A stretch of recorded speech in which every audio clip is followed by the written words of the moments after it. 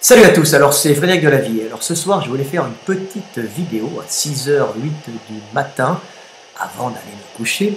Petite vidéo parce que je suis l'actualité française de loin, donc de Hongrie, ce qui me permet quand même d'avoir une vision détachée, détachée de l'émotionnel, puisque je suis loin des émotions des gens qui subissent en France justement cette émotion en rapport avec cette actualité chargée. Alors, je vais parler des problèmes qu'il y a actuellement en France avec cette agression par la police, de Théo qui a été violé lors d'une arrestation musclée. Donc il y a eu une matraque qui est rentrée dans l'anus et qui a fait un délabrement visiblement du rectum. Donc, évidemment, il y a peu de chances que ça ait été fait d'une façon non calculée, parce que rentrer une matraque dans l'anus, c'est pas évident, à moins qu'un coup fort ait été donné entre les jambes qui lui ait délabré le rectum. Mais ce qui est grave dans cette histoire, c'est que vous êtes actuellement tous en face de moi, qui m'écoutez, il y a peut-être des gens qui ont compris, en train de subir une manipulation. Alors quel genre de manipulation? On voit que la France est quand même sous tension, on voit que le paysage politique lors de cette élection a radicalement changé. On voit qu'un gars comme Fillon est arrivé, alors que c'est un outsider, devant qui déjà? Comment il s'appelait? L'autre, le chauve, devant Juppé qui était c'est mon collègue, Juppé qui était le porte-étendard du système, si vous voulez. Donc Fillon est arrivé, on voit que les socialistes perdent de la puissance, et on voit Macron qui surgit. Et de l'autre côté, il y a le Front National. Alors, qu'est-ce qui se passe actuellement exactement? On voit qu'il y a un changement radical dans le paysage politique, surtout dans les gens qui ont été choisis par le peuple à cause des réseaux sociaux, qui a fait basculer les favoris qui ont disparu pour se retrouver avec des individus nouveaux qui sont peut-être des fois indépendants, mais pas tant que ça. Je vais vous expliquer ce qui se passe. Les socialistes ont misé sur Macron parce qu'ils ont vu que le bateau socialiste était en train de couler et qu'il n'allait pas remporter les élections. Derrière les socialistes, il y a des grosses puissances économiques, des banques, de la grosse puissance, donc qui veulent quand même continuer à régner avec l'aide de ces socialistes. Malheureusement, ils sont en train de perdre de la puissance, donc qu'est-ce qu'ils ont fait? Ils ont créé un bateau, une espèce de canot de sauvetage qui s'appelle Macron. Et Macron, lui, se dit indépendant, mais en vérité représente les mêmes intérêts, il représente les mêmes groupes de lobby qui soutenaient les socialistes. Donc voilà ce qui se passe exactement. Et de l'autre côté, vous avez les socialistes qui ont perdu Valls pour avoir Hamon, c'est ça. Et donc on ne sait pas lequel est le plus puissant entre Hamon et Valls. Alors pour les socialistes, les gens qui sont actuellement au pouvoir, ça serait catastrophique de voir un second tour avec Fillon, Le Pen. C'est-à-dire que les intérêts qui sont derrière Hamon ou Macron, qui sont les mêmes intérêts en vérité, Macron étant simplement un faux groupe qui s'est dissocié tout simplement à la base pour pouvoir donner l'impression que les socialistes sont morts et qu'il y a quelque chose de nouveau qui est né, indépendant. Non, ce sont les mêmes qui sont passés chez Macron, tout simplement. Donc, qu'est-ce qui se passe? Pour ces lobbies, ces groupes de pouvoir qui sont derrière les socialistes, ça serait très mauvais pour eux de voir au second tour arriver Fillon, Le Pen, en sachant très bien que ça sera Fillon qui va passer. Donc, on est dans un système, alors c'est assez organique, ça s'organise au jour le jour, où on essaye de couler Fillon pour se retrouver ou avec Hamon ou avec Macron au second tour face à Le Pen, sachant que, comme en 2002, peut-être que l'opinion générale fera coalition contre Le Pen pour ne pas voir arriver la peste brune et tout ce qu'on peut voir, hein, tous les délires qu'on va mettre sur le dos du Front National, hein, pour essayer de le couler et de faire passer le pouvoir chez les socialistes. Donc, on voit à ce moment-là, Fillon est passé à la place de Juppé. Fillon, qui se disait l'homme droit, hein, le symbole de l'homme droit, évidemment il avait des casseroles et cachées, et les gars, comme tous, hein, ils en ont tous, hein, puisqu'ils vivent tous du système, puisqu'on est en politique, comme je dis tout le temps, on rentre en politique parfois par conviction comme on est jeune, quand on est jeune, et on y reste pour les bénéfices énormes que l'on peut en tirer par le métier de politique, hein. Et puis surtout ce sentiment d'invulnérabilité, on va dire d'immortalité donné par le pouvoir, hein. C'est illusoire, mais c'est grisant.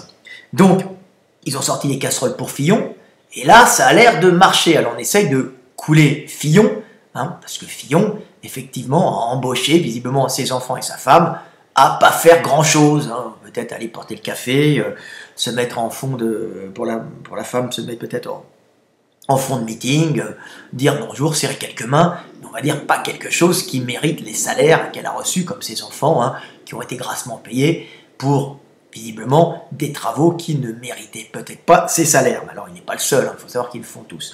Donc, la voix populaire n'est pas contente, et on voit progressivement que Fillon est en train d'être abandonné par le peuple, et là, les socialistes ont calculé quelque chose de très fin, c'est que il y a eu cette histoire avec Théo, on en arrive à Théo qui s'est fait sodomiser par une matraque, alors on saura plus après, mais effectivement il y a de fortes chances que les flics se soient mal comportés, c'est peut-être un accident, mais dans l'état actuel de la situation, à force de se faire insulter, hein, par des jeunes sans espoir, bien sûr, dans ces cités, hein, faut pas rêver, mais c'est pas top, hein, bah, des fois ils pètent les plombs, surtout qu'en général, quand ils interviennent, ils arrêtent des gens, la justice ne suit pas, et les mecs sont souvent relâchés. C'est un problème, hein, qui se passe en France. Et en plus, ces jeunes de banlieue pètent les plombs parce que, comme on n'est pas dans une méritocratie, s'ils veulent travailler, ils ne réussiront pas, hein, comme tout le monde d'ailleurs, puisque c'est un pays de caste, hein, donc ils deviennent haineux, agressifs, et on les a vus alors, qui ont brûlé des policiers à Viry-Châtillon, acte très grave qui aurait mérité objectivement la balle, hein, je dis, une intervention directe pour stopper des incendiaires criminels, hein. Même si c'est des jeunes, ce sont des incendiaires criminels. Mais ça avait déjà commencé avec la médaille, hein, la Légion d'honneur, je crois, de Kevin, qui avait été médaillé pour ne pas intervenir quand on lui avait brûlé la voiture avec sa coéquipière dedans. Donc on était dans une énorme erreur du gouvernement de médailler quelqu'un qui n'est pas un mauvais garçon, mais médaillé pour le courage de sa non-action. Comme je l'ai expliqué, il y a un problème. Donc, effectivement, ça ne peut que, et j'avais prévenu, à l'époque, j'avais dit, la prochaine fois, ils vont vous brûler tout cru, ils vont vous brûler comme des poulets rôtis dans des voitures. C'est ce que j'avais annoncé, hein. Et c'est arrivé, bien sûr, ce qui a fait monter la haine chez la police, hein, qui se trouve agressés violemment, brûlés dans des voitures, donc au plus aucun respect des forces de l'ordre, hein. Donc, qu'est-ce qui se passe? Violence de la police en a marre, et bavure. Bavure, visiblement bavure sur Théo, qui s'est fait matraquer et qui a eu quand même l'anus abîmé, donc humiliant déjà, pour un homme très primitif, hein, et qui est un acte qui ne peut pas, qui fait perdre du respect à la police. Mais quand on voit ce qui s'est passé avant, ça ne pouvait qu'arriver comme ça. Donc, cette affaire est montée, on est pas, hein, elle est montée dans tous les journaux, hein, dans tous les journaux de gauche. Hein. Pourquoi? Pour quelle raison?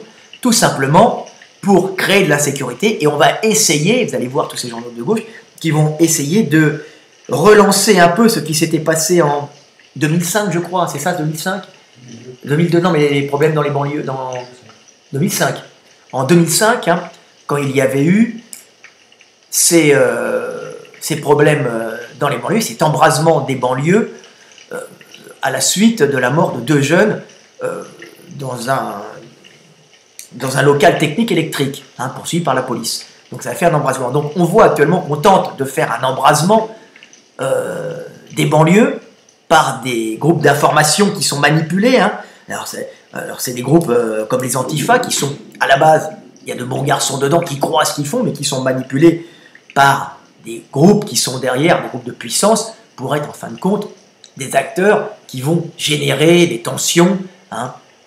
Et on les voit qui essayent de générer des Antifa qui sont manipulés, hein, comme quelques groupes manipulés, des associations de gauche manipulées, pareil, pour essayer de lancer une espèce de révolte des banlieues contre le mauvais comportement de la police, qui est souvent réel, parce que la police en France se comporte vraiment souvent pas très bien, hein, mais pas très bien, elle n'est d'un côté pas respectée du tout, parce qu'on lui fait faire des tâches abjectes, hein, on lui fait faire des interventions des fois sur des gens, vrais voyous, qui sont relâchés, donc elle a l'impression de servir à rien, elle en a marre.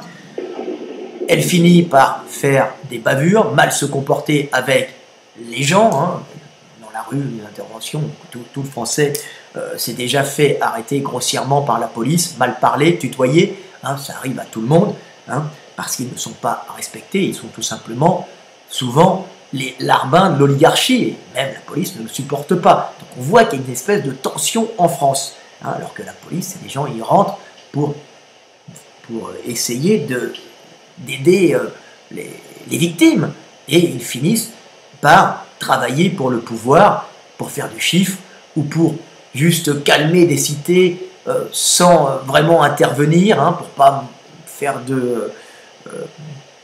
d'émeutes, hein, bien sûr, alors que normalement un acte criminel devrait être puni, hein, dans une cité comme ailleurs, hein, on appelle ça les quartiers maintenant, il devrait être puni sévèrement, bien sûr, hein, pour montrer l'exemple, mais les jeunes des cités devraient pouvoir, par leur travail et leurs compétences, s'élever, ce qu'ils n'ont pas, ils n'ont pas cette possibilité, d'ailleurs comme tous les autres Français pauvres qui ne sont pas forcément issus des cités. Donc on voit un énorme problème, une merdouille française, et là, actuellement, on voit tous ces groupes de gauche qui sont manipulés, tous ces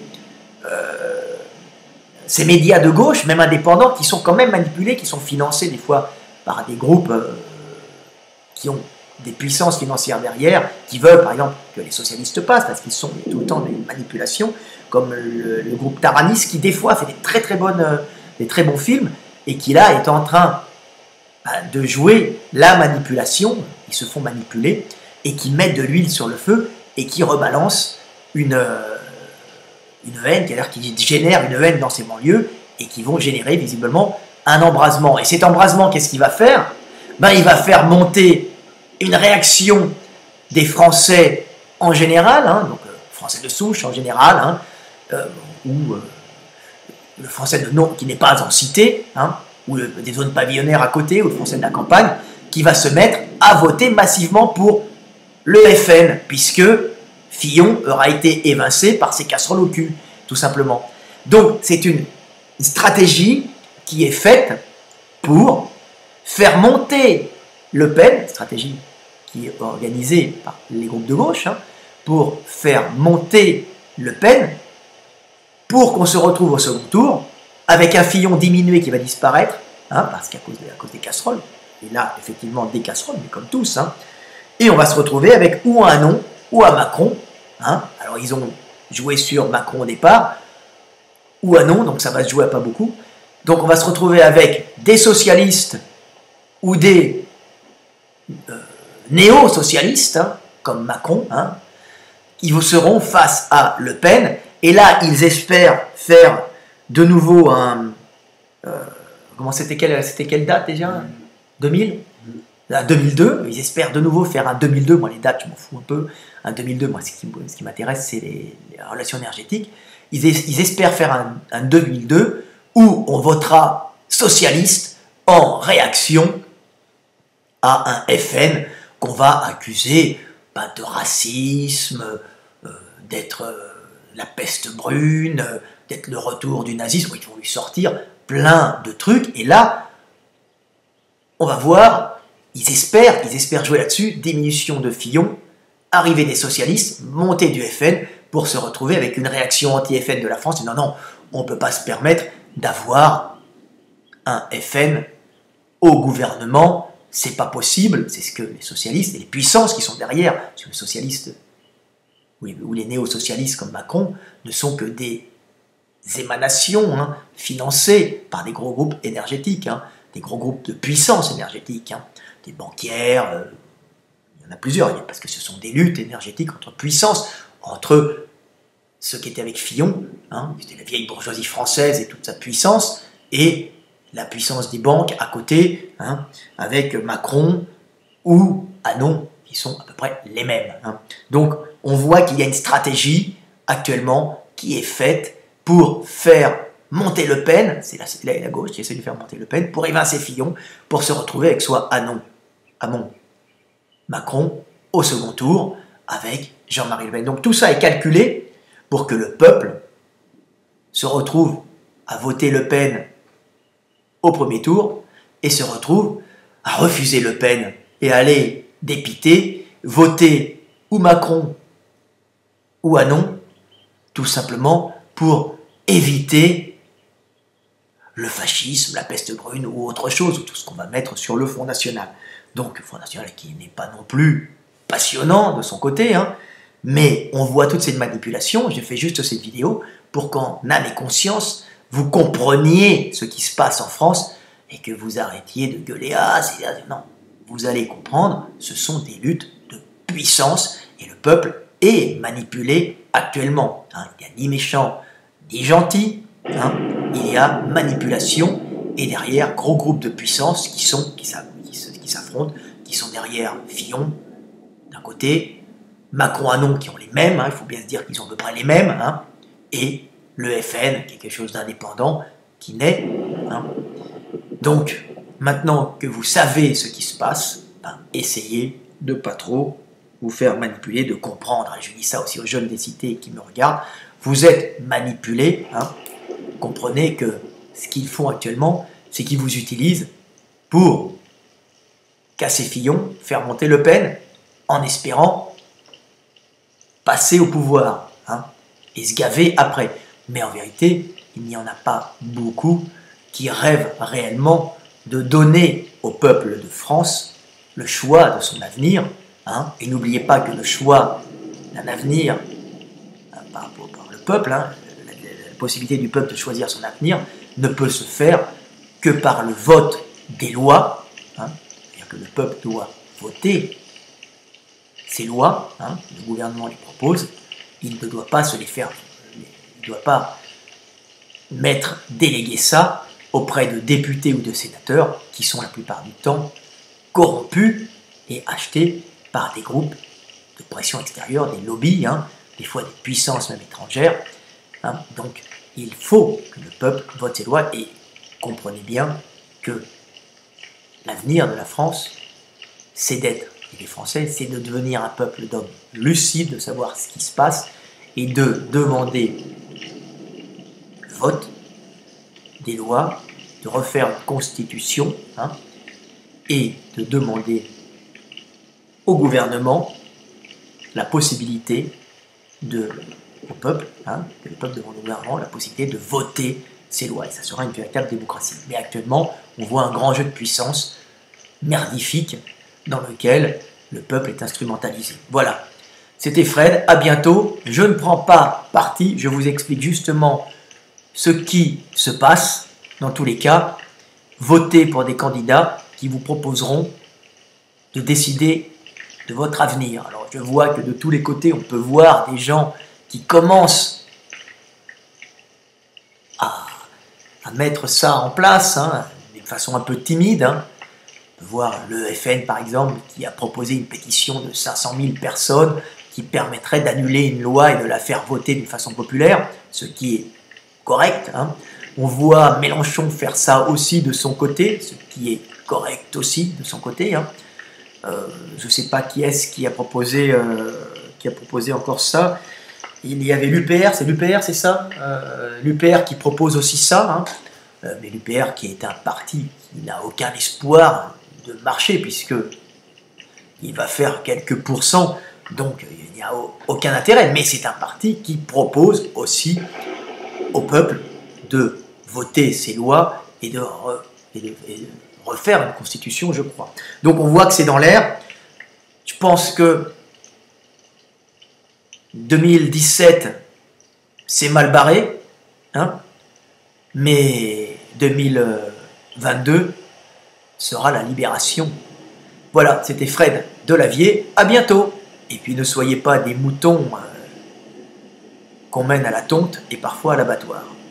Il faut un peuple d'hommes libres. À bientôt.